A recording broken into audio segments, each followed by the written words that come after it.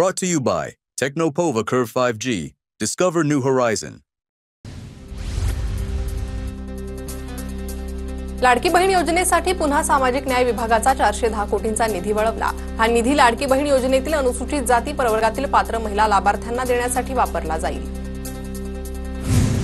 जालिंदर सुपेकरांनी कैद्याकडून 550 कोटींची मागणी केल्याची माहिती अंजली दमानी यांचा दावा। तर प्रत्येक पीआयकडून ते पैसे घ्यायचे, दिवाळीला सोनं घ्यायचे, गृहमंत्र्यांना याबाबत पत्र पाठवणार, दमानी यांची माहिती।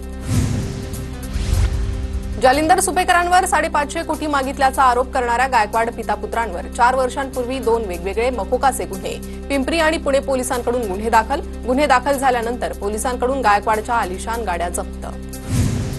वैष्णवी हगवणे मृत्यू प्रकरणात निलेश चव्हाणच्या शस्त्र परवान्याची चौकशी होणार। पोलीस आयुक्त अमितेश कुमार यांच्या मार्गदर्शनाखाली समिती स्थापन। शस्त्र परवाना कसा मिळाला याची चौकशी होणार।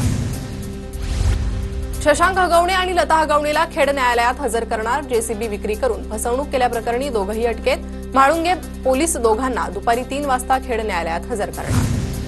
ठाकरे बंधू एकत्र येण्याच्या चर्चेदरम्यान स्थानिक पातळीवर नेत्यांचं मनोमिलन। नाशिकमध्ये मनसे कार्यालयाच्या सत्यनारायण पूजेला उद्धव ठाकरेंचे पदाधिकारी। मनसेच्या राजगड कार्यालयाचं नूतनीकरण। ठाकरेंनी आपापले पक्ष अबाधित ठेवावेत, पक्ष विलीन करू नये। ठाकरेंच्या शिवसेनेचे आमदार भास्कर जाधवांचा राज आणि उद्धव ठाकरेंना सल्ला। स्थानिक स्वराज्य निवडणुकीत प्रत्येकानं आपापल्या ताकदीप्रमाणे जागा वाटपाची मागणी करावी, जाधवांची प्रतिक्रिया। मनसेच्या विभाग अध्यक्षांची शिवतीर्थ निवासस्थानी बैठक सुरू। मनसे अध्यक्ष राज ठाकरेंच्या नेतृत्वाखाली बैठकीचं आयोजन। आगामी मनपा निवडणुकीच्या पार्श्वभूमीवर बैठक। सरसंघचालक मोहन भागवतांनी टोचले भाजपच्या अतिउत्साही नेत्यांचे कान। विनाकारण वादग्रस्त वक्तव्य करणं सोडून द्या, शांत मनानं विचार करून वक्तव्य करा, भागवतांचा भाजप नेत्यांना सल्ला।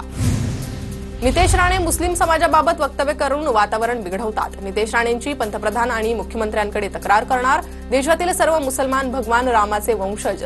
भाजप अल्पसंख्याक मोर्चाचे राष्ट्रीय अध्यक्ष जमाल सिद्दीकींचं वक्तव्य। Brought to you by Techno Mobile. Discover new horizon.